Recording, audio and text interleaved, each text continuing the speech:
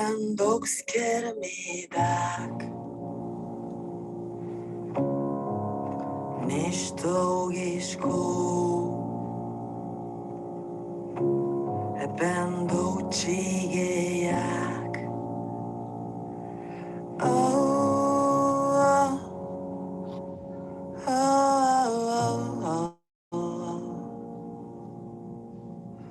Ashil nishtogisku Ebende bomponyak Nen kirigani shimkwekon Orinaga shibebon Ishkwate Shana mashinansa Kidishkwate Kibetwinanwa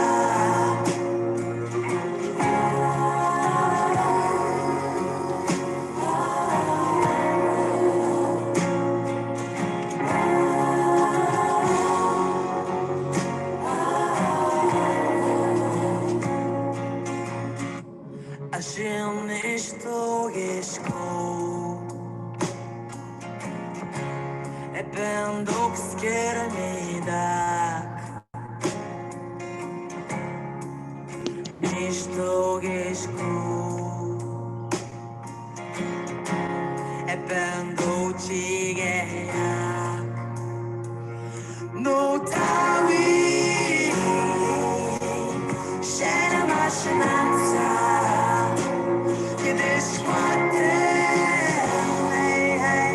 Kibetwinanwa No tawi Shana mashinansa Kidishkwate Kibetwinanwa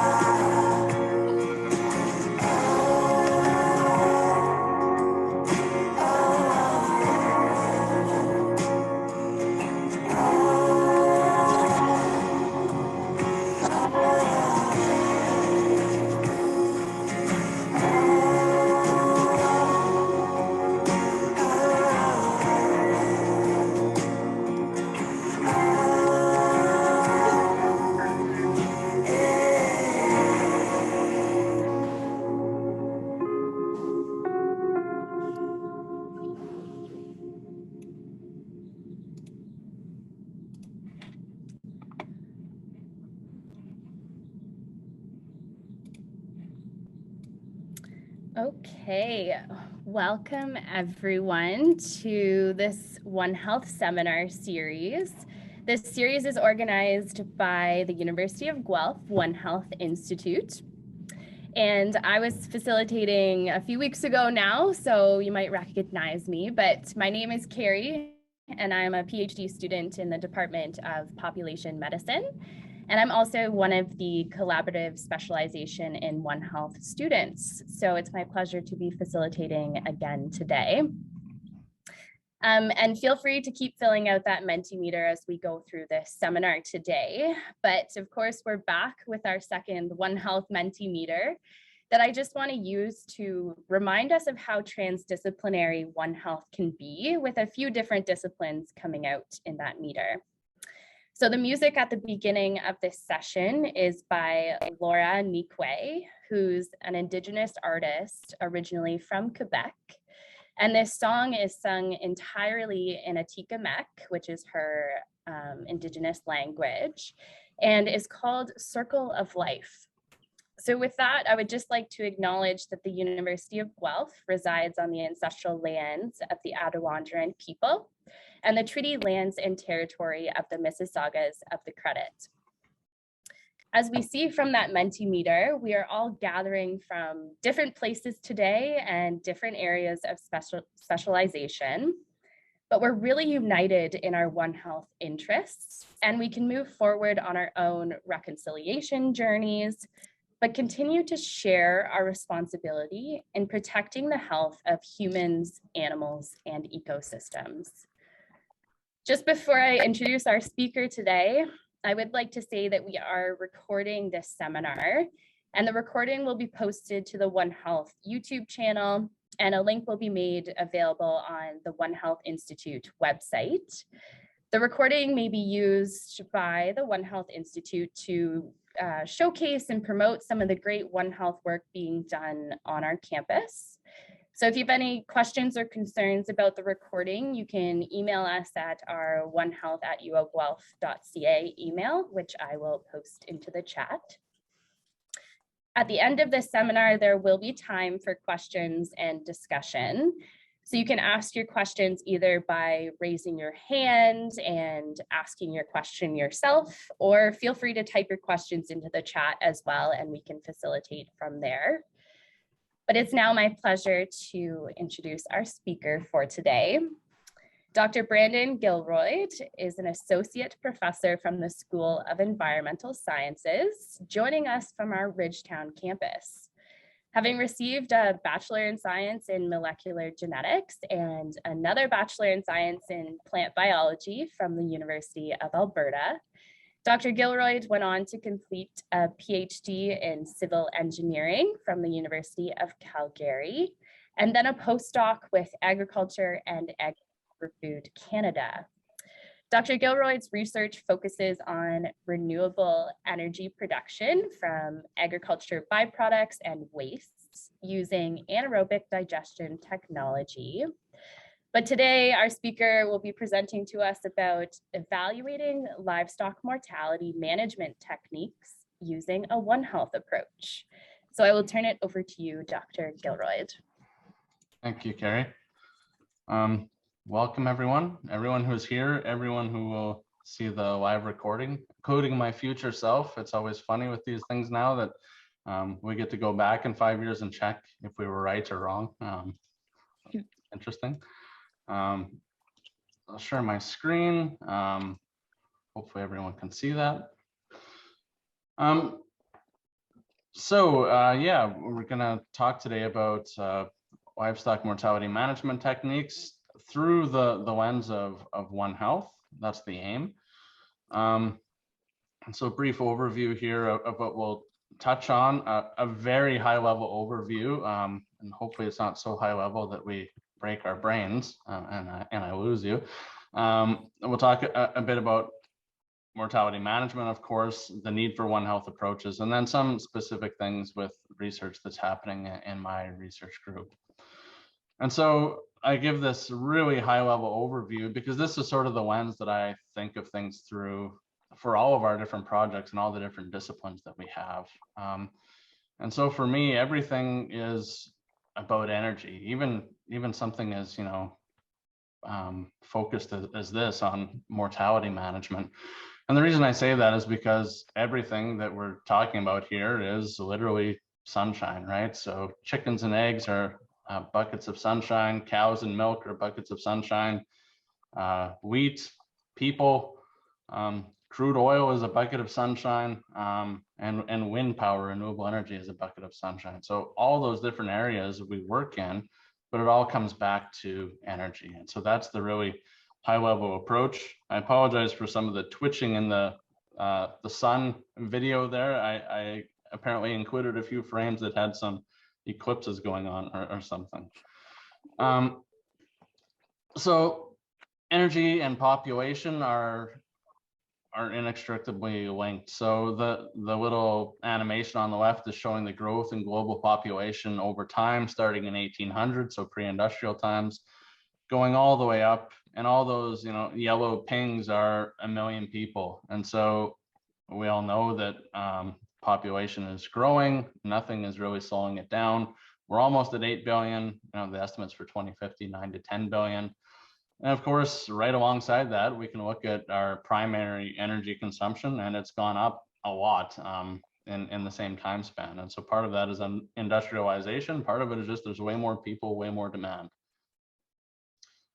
That has huge ramifications. And so one of them that we're living through right now is, energy. Fossil fuels are not equitably distributed around the world. Some people have them, some people don't. And so if we look at in Europe, the Russian invasion of Ukraine the response of Western Europe is being guided in a large part because they don't have energy independence from Russia. And so this stuff is, very scientific, but at the same time so applicable at a political and social scale. And so how that situation unfolds is partly going to be based on, Russian supply of natural gas to Western Europe. So very interesting, incredibly unfortunate, of course, and all sorts of humanitarian issues there. But it's, it's funny how even something that's so, political and social comes back in some ways to energy. And so, of course, the other, if we're looking at our primary energy consumption, you can see that most of that energy consumption is coming from fossil fuel sources, which we know contribute to greenhouse gas emissions, which contributes to global warming and climate change. And so the animation on the left just showing us, how the world is heating up. And we know that it's not looking good. We're heating up a lot. We're heating up faster and faster. And our greenhouse gas emissions are not being mitigated, certainly not to a suitable extent yet. But you can see a lot of policies, aimed towards net zero 2050 and all of these sorts of different approaches. But again, it all comes back to energy and our need for it and how that's linked with population. So population is growing. Obviously, we have that huge number coming by 2050. Which means that we need to feed those people. And the standard of living is also going up over time, and there's higher demand for animal protein. And so if we look at, the density of different livestock species around the world, which is sort of cycling through there on the right, it's going up. We're producing more and more animals throughout the world. Certainly, if you look at the United States, I mean, incredibly large, intense farms, and all sorts of species. And that has huge ramifications for animal health, human health, and the environment. So my research focus, I mean, I would hesitate to say that we have a focus because we pretty much do whatever interests us at the moment. But what interests us tends to come back to this intersection between agriculture, bioeconomy, and environment. And so those are the three areas. And in this particular presentation, I have, the red ball is not agriculture so much as emergency management or mortality management within agriculture. But that's sort of that intersection is the sweet spot for us on a lot of our research projects.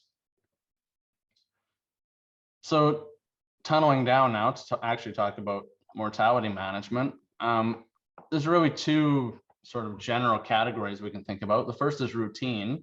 And so we're producing, hundreds of millions of animals for food production annually. Not all of them make it, right? There are routine mortality losses that happen. Producers try and minimize those losses, but it happens. And so again, this is, showing intensity of production. It's very high in certain areas of the world. All sorts of reasons that we can have routine deaths. And so they can be stillbirths, it can be failure to thrive, it can be accidents, injuries, disease, all of those things happen in all production cycles. As much as we try to minimize them, they do still happen. And so there are mortalities there. And so we very quickly just look at an example from pigs. This is these numbers aren't my own. I've borrowed them from Alberta Agriculture. So if we look at a 200 sow operation, they have 2.2 litters per year, 11.2 pigs in the litter. It gives us this number, almost 5,000 pigs are born. All those pigs born aren't born alive though. And so, we take a hit. And when we look at how many are born alive, if we look at how many that were born alive and then make it through the weaning process, the number is smaller even still. In the nursery, there's a certain percentage of pigs lost. Once they're in the grow to finish stage, there's a certain number of pigs lost. And so if we look at just that phase, it's around 24% mortality. And it could be higher, it could be lower, depending on the farm operation. And then we also lose some of those sows, some of those mothers that were producing them every year. And so if you expand this out globally, it's a massive amount of biomass. It's a huge amount of animals just in routine production that are lost and that we need to manage. And so the flip side of that are emergency mortalities. And so there are a bunch of reasons this can happen. And the first ones that I'll go through are what I call non-biological reasons. And so that can be things like barn fires. You know, in Ontario, we have dozens of barn fires every year. It happens. It can be drought, which we don't really have in Ontario, but certainly other parts of the world. Structural collapse, things like tornadoes, floods, which are becoming more and more prevalent. That picture's from a pork farm in North Carolina a couple of years ago. Wildfires, and then supply chain disruption, which we have gone through.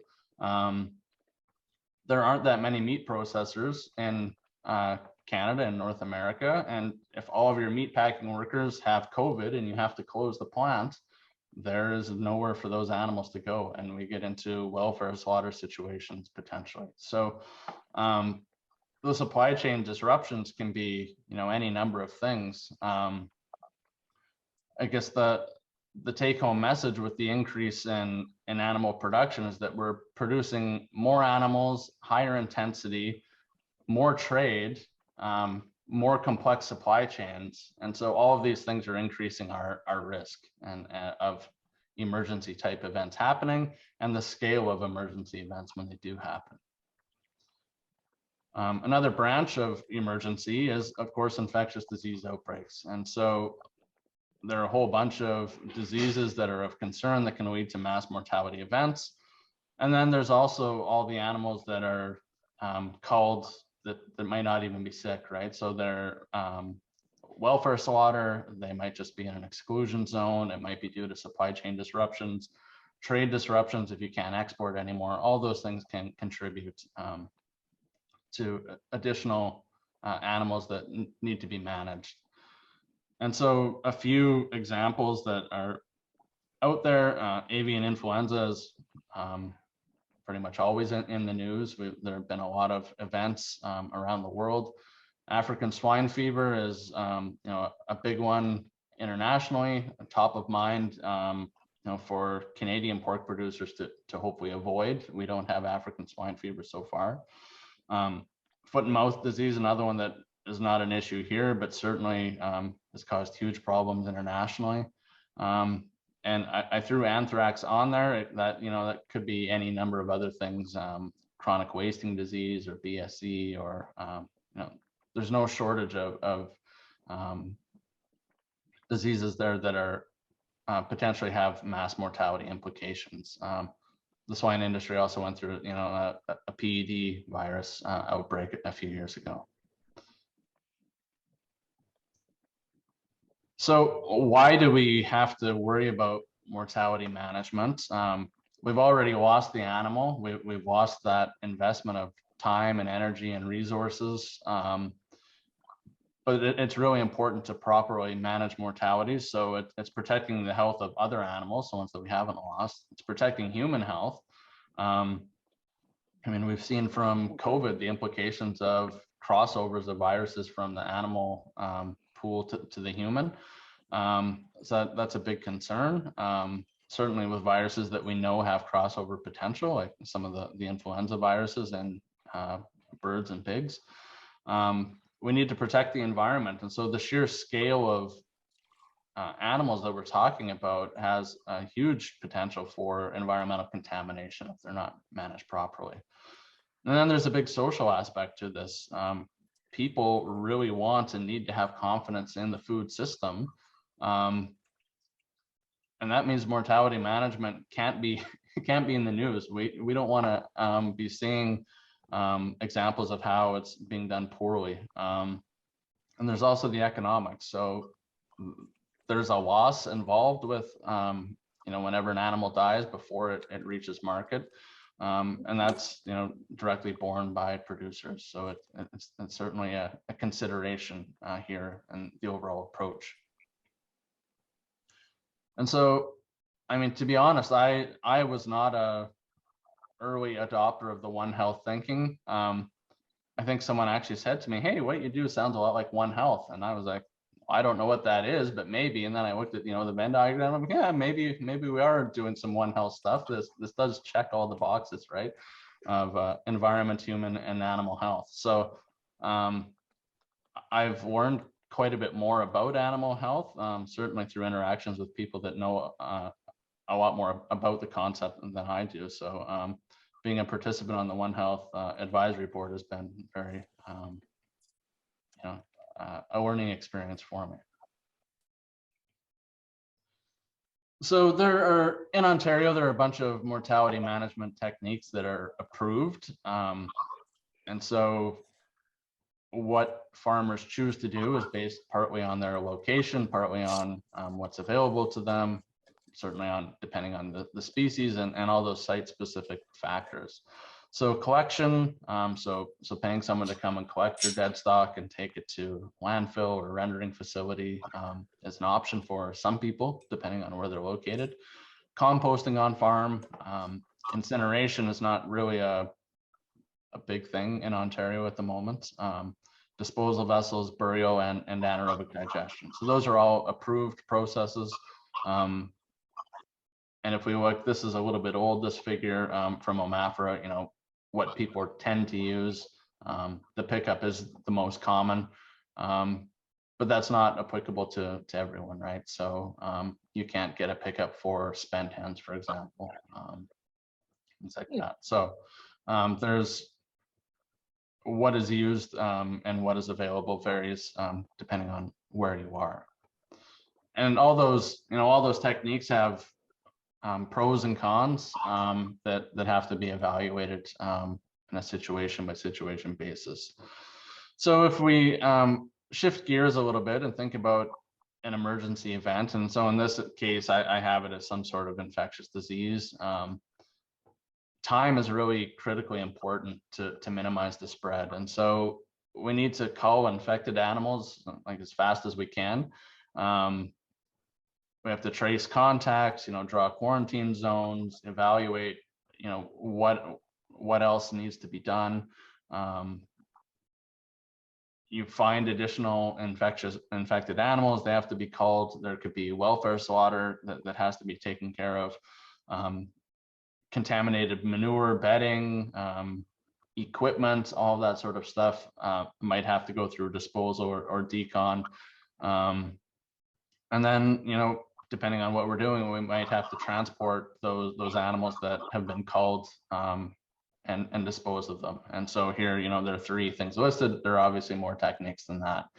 But time is really crucial for minimizing disease transmission, for minimizing environmental contamination, for putrefaction. So when an animal dies, especially if it's the dead of summer, you don't have very long before it starts to go bad and you run into issues with odor, further growth of other pathogens that you weren't even worried about before, and just the logistics of managing and handling them. And of course, it's people doing all this work. It's responders that have to do all this, and it's incredibly taxing on them, incredibly taxing on the farmers that are, literally having to watch part or all of their livelihoods be culled and disposed of. That's incredibly hard to deal with.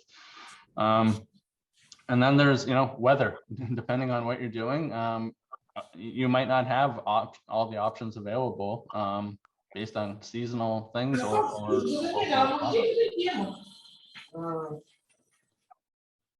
So if I'm making up a wish list of all the things I'd want to see happen in a mortality management technique, I'd want it to be rapidly deployable, scalable, so able to go up or down in scale, biosecure in both the short and long term, minimizing contact between human and animals just to reduce that risk of transmission. Effective disposal, so it's very easy to just dig a hole and then throw the bodies in, but that's not effective disposal. We're just putting off the problem instead of dealing with it.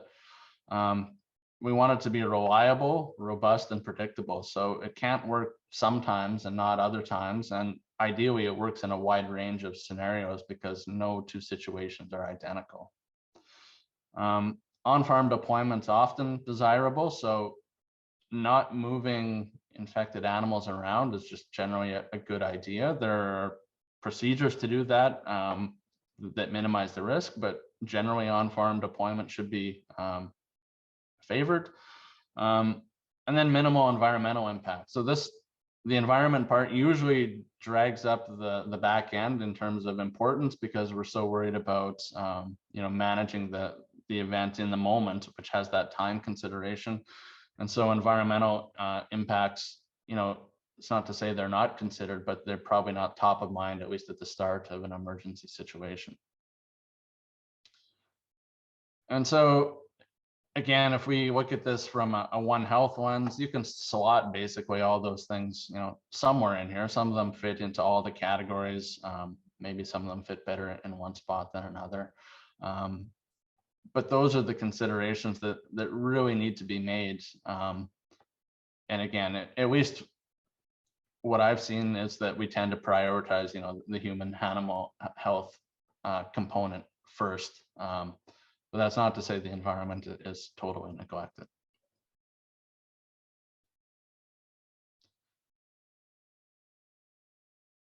So the next section, I'm just going to do a very brief walkthrough of a few big emergency events that have happened, and kind of look at what was done through a One Health lens, and maybe think of ways that what did we learn from those events. And so the first one that I'll bring up was from South Korea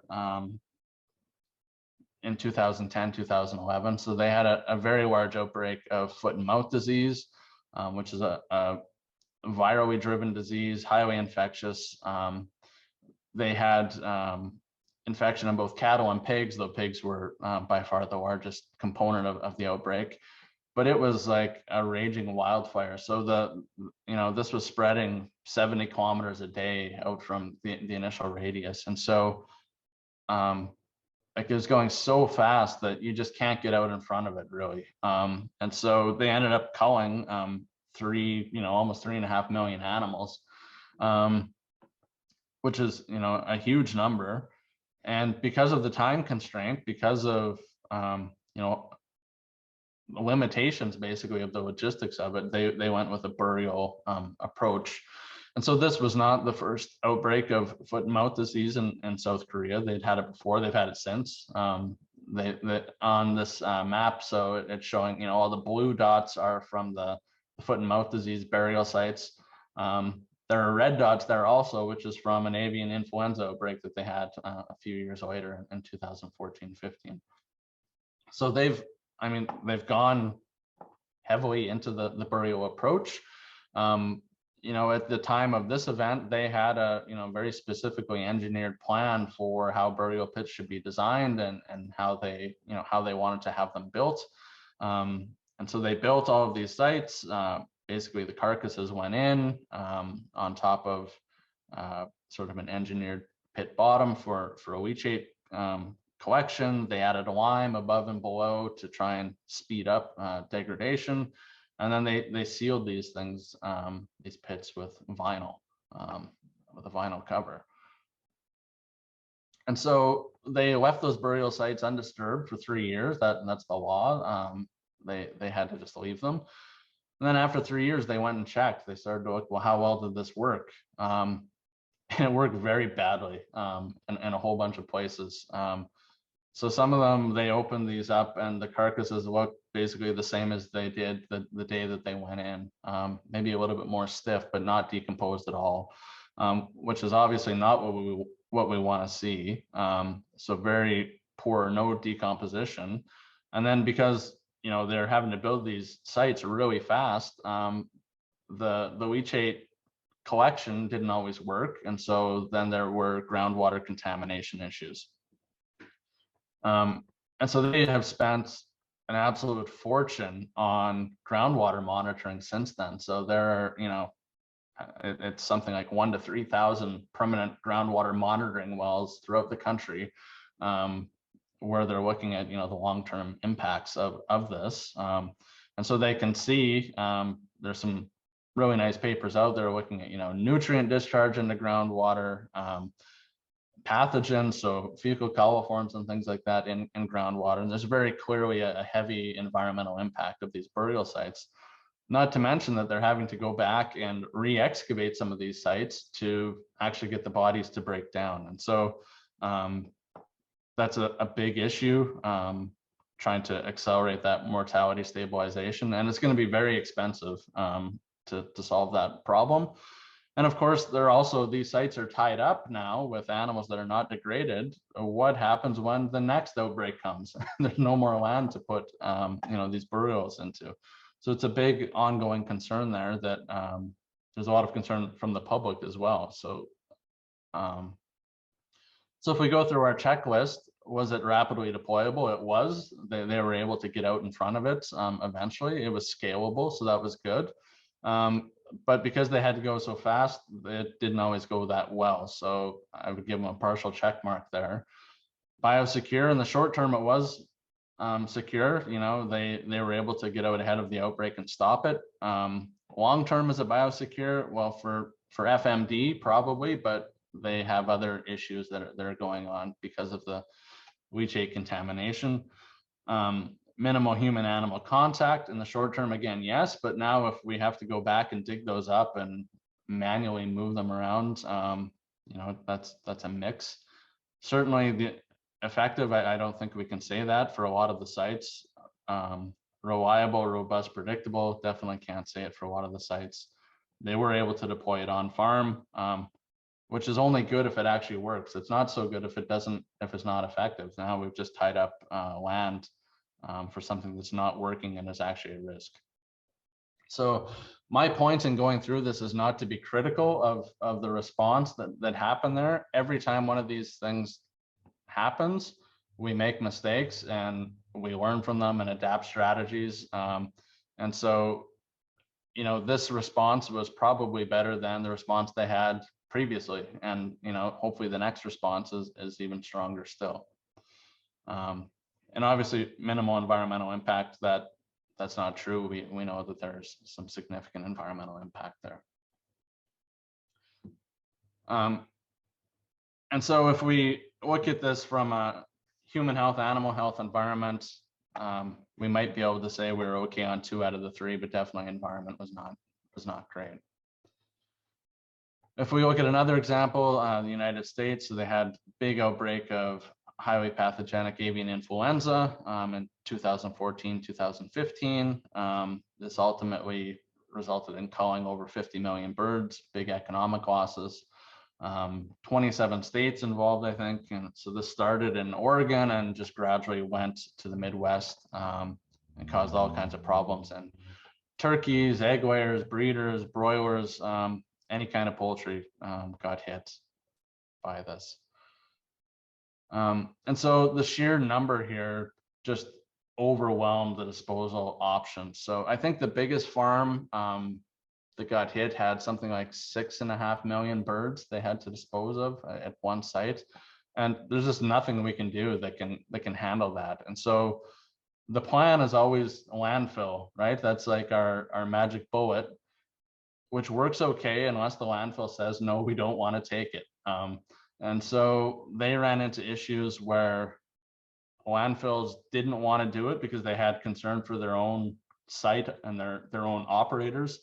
They were concerned about public relations. They're concerned about liability. There were some landfills that were across state lines that would take it, but the one in your state wouldn't take it. And so permitting issues. A lot of them ended up going to landfill, but there were delays. Composting is a good option if you have enough carbon available. Most of this happened in the spring, so there wasn't a lot of crops available to just grab and do. I think the biggest compost site that was built in that outbreak was something like 150 acres in size. It's just a massive amount of carbon that it's just not available all the time. They tried mobile incinerators, which work just fine if they don't have to process, hundreds of thousands of animals in a day. And so they're just too slow. The throughput was not good enough. And so there are delays, birds start going bad, you get odor and flies, and worst job ever I have there. So imagine that you're someone that your job is to retrieve euthanized birds out of a cage and they died a week ago. Nightmare scenario, if that's your job. So responders that were involved in this, physically exhausted. They're all geared up in full PPE, really just uncomfortable, mentally exhausted, of course. The moral stress of going through this. So euthanizing animals is never fun. Definitely a huge mental impact there. And a lot of people coming out of these situations, I mean, they had post-traumatic stress disorder, right? It's a lot to go through for responders. And then the farmers, they're having to go through this. So they have the emotional loss, the bond with their animals, the economic loss, the actual animals, genetics that are there all the time.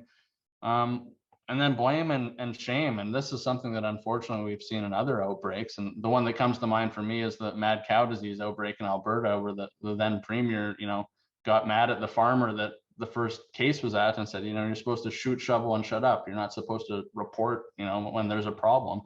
And that farmer was, ridiculed for a long time by their peers, which is really unfortunate, that those sorts of things can happen. And so they got off to a rough start in this outbreak, but they really, they adapted to the situation, and they got through it using a whole, range of approaches. So composting, incineration, landfilling, and for sure they figured out where the bottlenecks were. They're much better prepared now in the US than they were, prior to this event. So they know all the things that can go wrong now, and they really prepared for it. And Canada had its experts involved in a lot of this stuff, and so I think we're quite well prepared now at this time as well. So people at CFIA in particular are amazing at getting us ready for these sorts of things, even though we hope they never happen. So if we go through our checklist again, at least initially they didn't have a rapidly deployable option just because the scale was so big that it wasn't achievable. Was it biosecure? Not at the start, but they got there. Minimal human contact just wasn't possible for layers and cages. It had to be done by hand. Effective, yes, in the end. Reliable in the end, yes. On farm, good, and minimal environmental impact. So, here they started out kind of rough on the human health side, and they got there in the end. So it worked through. The last example that I'll talk about, which is not an easy one to actually assess, is the outbreak of African swine fever in China. So I have it listed as 2018, 2019, but this is really still ongoing in flare-ups. And so the number of pigs slaughtered is anyone's guess, because the official numbers are very low. Can't be believed, frankly. The high numbers that are estimated, so there have been estimates in sort of the popular press and industry magazines that they lost half of their herd during this outbreak. China is by far the biggest pork producer in the world, and so this is massive. But basing off this paper, they estimated at 43 million pigs and 111 billion in total economic losses, which dwarfs the high path avian influenza outbreak in the US. So huge concern. Most farms in China are still small farms, and farmers there are very reluctant to report disease. There's nothing that can happen except bad things if they report disease. And so lots of cases where they didn't or didn't until it was too late. The general method is to bury them. The farms are small, so they're burying them too close to the live animals and not breaking the chain of transmission. And ASF is still ongoing. And so if we look at the map here in 2005, there's just this one little dot. If we look over here, recently, that's a lot of dots. And unfortunately, it's spreading globally. A lot of time and effort being spent in Canada in the pork industry groups, CFIA, provincial agencies, preparing us for what happens if ASF comes to Canada. And the Americans are in the same boat, trying to prepare. ASF is, was reported in Haiti, Dominican Republic at the end of last year. And so unfortunately it's getting closer. Hopefully it doesn't come, but.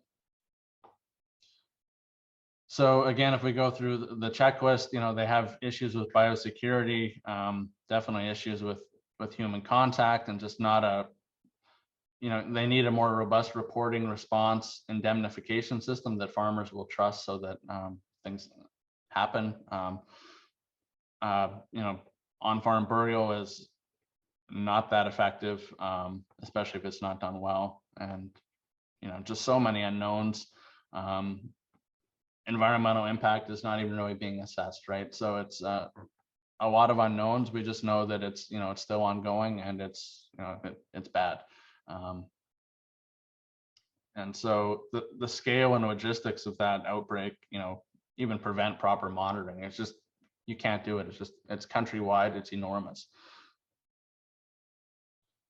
So last phase here of the talk, looking at some of the research that we're doing. And so, we have this checklist of things that I've gone back to a few times. And when we're thinking about, what can we contribute anything meaningful to this? We looked at a few things that we'd want to add to the list. So preventing or delaying putrefaction, pathogen inactivation if possible. So it really depends on the pathogen. Some of these pathogens are pretty, they don't persist that well in the environment, like avian influenza is not a big concern. If you look at something like chronic wasting disease, though, it's a huge concern because it doesn't go away. It's there for decades in the environment. So that's something. And then an opportunity to recoup value. So composting sort of has this, but we're trying to look at some higher value approaches, I guess. So the first thing that we're looking at is ambient alkaline hydrolysis here. And so the very general idea is that we're solubilizing animal mortalities in a liquid solution. So we use potassium hydroxide, sodium hydroxide. We're not doing anything fancy here. So if you work at a vet office or something, you might have an alkaline hydrolysis system that operates at high temperature and high pressure and can process an animal in like an hour or two. Those are really expensive and have really low throughput. So we wanted to look at something that was very, very simple, low tech or even no tech, basically. So it's water, powdered chemical, and animal in a container, and no external heating or pressure, and see, how does this work, and how long does it take, and things like that. And so there's some advantages to this. One is that it kills everything. So pathogens cannot survive in there. Even prions, which are sort of the gold standard hard things to get rid of, would not survive in that soup. There's no putrefaction at all. So we've left this stuff out at room temperature for over a year, and there's no odor. It doesn't go bad. There's no pests coming to get after it. So it's stable. And then the interesting thing for us from a research angle is how can we use this liquid hydrolysate that's coming out? So we can land apply it as a fertilizer. It's very nutrient rich. There are some concerns around that, which I'll touch on briefly. Anaerobic digestion, so we can throw this into a digester and have it converted to biogas, which is a form of renewable energy. And this stuff is also, it's nutrient rich. Can we use it as like a microbial medium to produce other things that are useful? So platform chemicals that we can use to make bioplastics, which goes back to our reliance on fossil fuel energy and all that sort of stuff. So it loops back to those energy concepts. So I won't go through this in detail, but basically this process is effective at a wide range of temperatures. And so we've tested it from 30 degrees down to -10. It is 100% effective at, I think, down to -4. So it works very well. You solubilize the carcass into a liquid. All that's left are some bones, and the bones are really, you could rub them between your fingers and end up with a powder. And so the process works. That's good news. We have looked at taking that hydrolyzate, so that liquid that comes out, and putting it into an anaerobic digester and looking, and it works very well there as well. So we looked at some different neutralization strategies, which I won't go into. So remember, this stuff is like pH 13 or 14. It's pretty toxic. So, we have to do some things to pre-treat it beforehand, but it makes a lot of biogas. It's like rocket fuel in a biodigester. So opportunities there to convert to renewable energy. And so, I mean, ideally, this is what we have, right? We turn sunshine into these, tasty things, eggs and bacon and milk. It's an energy conversion. This is the kind of sunshine that I like. I like to eat that. But if we can't do that, if that option's off the table for whatever reason, there's still opportunities to recoup that energy. So whether it's, anaerobic digestion, or whether it's biochemicals that we can turn into other useful things. So higher value products than compost. I mentioned that, we know this stuff is, that hydrolyzate is pretty potent, high pH. And so we wanted to look at phytotoxicity, did an assay. And so we can dilute this problem away, as you can with most pollution issues, you can dilute them away. So this was a germination experiment, and basically with enough dilution, there are no phytotoxic effects. We haven't tested this actually in soil to see how soil responds to it. So that's something that still needs more evaluation if we were thinking about land application on a larger scale. So if we're thinking about how we might apply this, I don't think that this would be an answer to like an African swine fever outbreak in Ontario. It's not scalable at that level. It could be used for more targeted applications. It could be used for routine mortality management.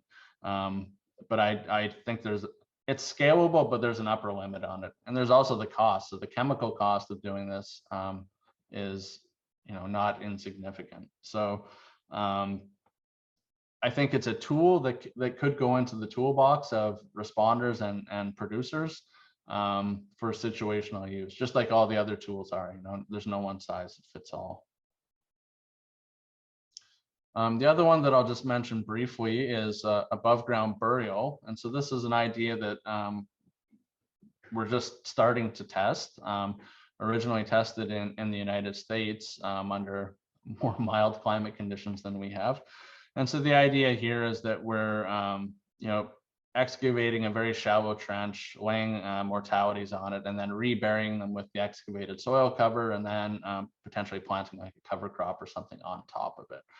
And so the idea here is that it's really an intermediate approach between burial and composting. So you can't bury in a lot of places because the soil is not suitable or the water table is too high. And so this could be a way to circumvent that. And it's not as challenging technically as composting. So it's easier to do, and it doesn't require as much carbon because you're recovering the soil instead of outside carbon.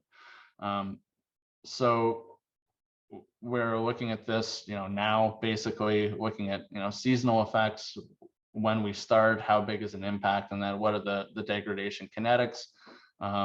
Is it effective? We don't know. So if if you have an outbreak or a disaster in winter and you start these piles, do they ever degrade or not? And so that's a big question. It's been shown to be effective in southern US. We'll see, I guess, for our neck of the woods.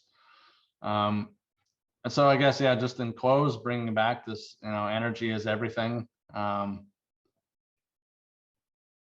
I guess probably not the way that people think about One Health, and I hope it doesn't sound callous that we're all just buckets of sunshine in the end, but that's the lens that I think of things through in general. I'll stop that before it gives us a seizure.